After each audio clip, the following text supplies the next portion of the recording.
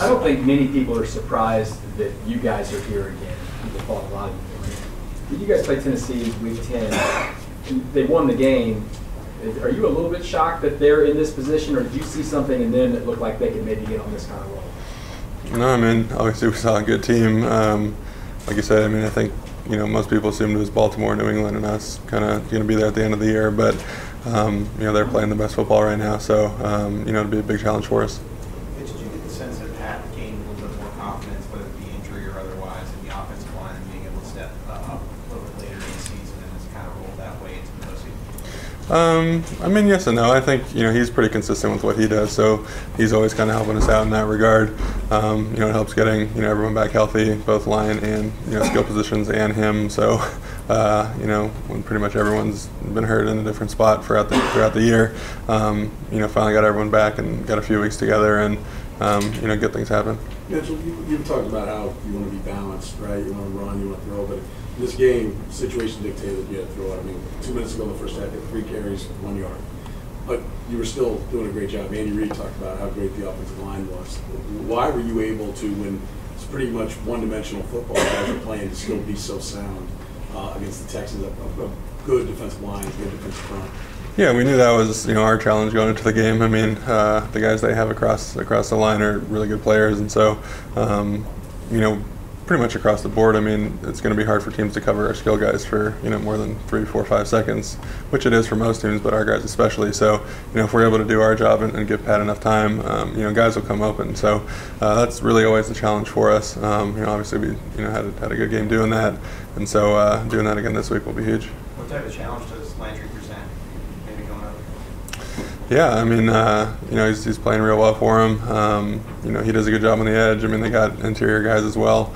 I think they do a good job also working together. I mean, they got guys that can beat you individually, and then you add in the games and the twists and the stunts. And some teams maybe they got 2 really good guys, but they're only good at just beating guys one-on-one, and so you could scheme up a little help. Or maybe the team's not as good individually, but they're better with games. But these guys are able to do both, and so it's pretty tough from our perspective.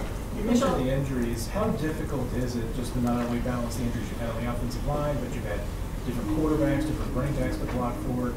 How does it affect the job that you guys have to do up front? For us, it doesn't really affect it. You block for where the quarterback's supposed to be. On the given play, you block for where the hole's designed for the running back, and then from there you just go. I mean, you don't even always know what running back's in the game, so it's not like you go up there and say, oh, Shady's in, so we're going to block different, or something like that. You just block for kind of what the expectation is for the play, and then you react from there. Mitchell, ahead of Sunday's game, LTT was saying that the chemistry with Damian Williams has really evolved throughout the season as he's gotten healthier and as his offensive line's gotten healthier. How did you see that chemistry evolve even more on Sunday? Damian Williams had yet another great game, so how have you seen that grow? Yeah, I mean, there's kind of like we were talking about with Pat and the O-line, there's, the running back being able to help us out, us help him out. A lot of that happens with the second level guys in terms of, if a guy cuts back too early, then we're not able to get to the linebacker makes a play. If we're kind of letting a guy get to our edge, maybe that scares the running back out of a hole, forces him to cut back when he should have kept the front side, and that's on us to kind of present a cleaner picture. So, I think, like you said, we've done a good job of trying to get him to the hole clean, and then after that he's done a pretty awesome job of making guys miss and extending plays. How's he been able to be so successful in those parts of the game, and how have you seen him grow as a running back throughout the season? Well, I mean, he did it last year too, and that's why we gave him the extension, because he showed the ability to do it. So I think it's always been there. It's just I mean, the running back position, it's very kind of up and down, and obviously when guys get hurt, and we're just happy he's playing awesome right now. Mitchell, what grade would you give Eric Fisher for his celebration last week? It was pretty awesome. People seem to like it. I don't think we're allowed to talk too much about that subject matter. So. Mitch, can you take a game like last week and make it help you guys for this game? Coming back, not that you feel invincible, but you feel like you can overcome a lot in a high-pressure situation, and now it gets even more pressure. So can that help you with this one?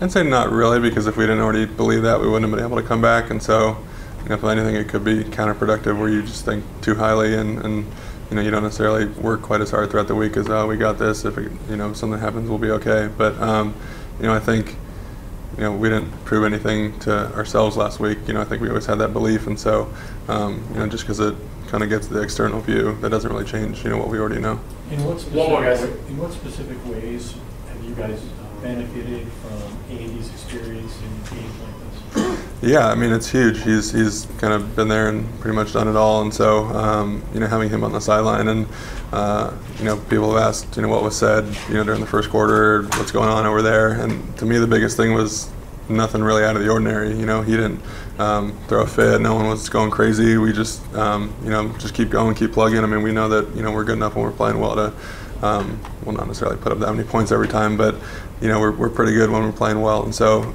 just gets back to the trust issue, and being able to have trust in a head coach to keep believing in us, keep calling the plays that we had guys open the whole first quarter, we just weren't executing, and so he just kept giving us the awesome play calls, and obviously he's the best at that.